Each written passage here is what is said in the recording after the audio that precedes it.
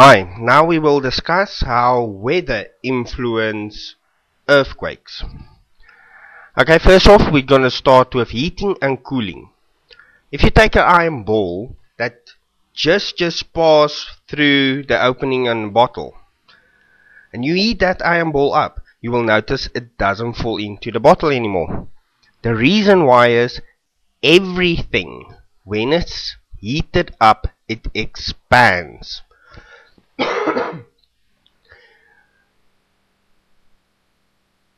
That is true with air, water and rocks.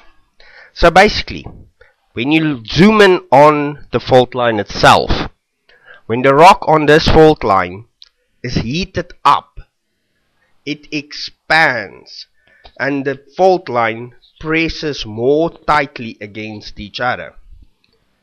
This extra force can increase the possibility of an earthquake occurring. Of course, the more heating there is, the greater the possibility. When it comes to cold, the rock shrinks. This increases the possibility of a slide. Obviously, the colder it gets, the greater the possibility of a slide. The second factor I'm going to address is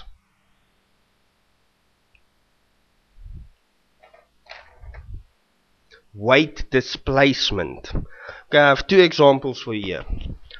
One is Johannesburg, South Africa, which was basically an earthquake-free zone until they went and dug mine shafts, which is up to a mile and more into the earth. Now they have small earthquakes. Most of them are so small you can't feel it, you can only see it on a size monitor. Reason for this is the weight has been shifted. Another example is the Hoover Dam in the United States of America. After the Hoover Dam has been built, a series of small earthquakes rocked the region. The reason for that is the extra weight of the water. Now, how does weather add to weight displacement? One way is through erosion, but this is a very slow process. This also includes mudslides. Another way, and a much faster way, is global warming. Melting the polar regions, all that water runs into the ocean. That is weight displacement. Now basically, this weight displacement won't trigger a magnitude 8 earthquake on its own unless the stress is already there. The thing is, it's a factor and it just adds on. Another way which weather also influences earthquakes is once the ice is removed from the land becomes lighter and it's drifting on a pool of magma. As soon as the weight is removed, the land lifts, and this changes the very dynamics in which the land reacts to the magma underneath it. It also changes the angle at which that continental plate is reacting to its neighboring plate. These two factors combined is known as post-glacial adjustment. And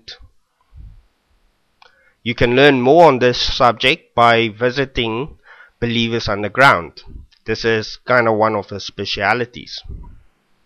Now, the fourth way, how weather can influence earthquakes. Now we travel to Yellowstone National Park, where one of the world's supervolcanoes is located, the Yellowstone supervolcano. If you notice, or if you have been following the Yellowstone story, you will realize that all the major earthquake swarms all occur during winter. Why? As we have learned before, when something is warmer than the surrounding area, it rises. When it's winter, the ground cools down. It becomes colder than the magma inside the volcano. So the force of the magma becomes more because it wants to rise. Will it lead to a Yellowstone volcano eruption? Well, there's another factor that needs to be considered. How much magma is in the volcano? You see, it needs to pass the threshold where it becomes stronger than the rock and actually burst through. And at the moment, Yellowstone has a very small amount of melted material. But with all the earthquakes that have occurred in the California region over the last year, more material has been put into the magma. And I will not be surprised if the USGS announces that the melting material inside the Yellowstone volcano is increasing. Now, a question I have been asked: does solar activity have any effect on supervolcanoes? And the answer is yes, but indirectly.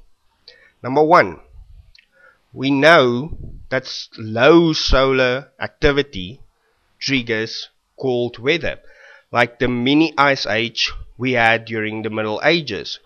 That took place at the same time as low solar activity.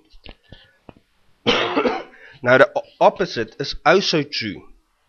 High solar activity leads to warming, and like we have discovered, consecutive high solar activity leads to the shutdown of the ocean conveyor belt, which leads to extreme weather, extreme warming, and extreme cooling, which makes the forces so much more potent. So if a supervolcano has enough molten material within its dome, indirectly solar activity can trigger a supervolcano eruption. Thank you for listening. Goodbye.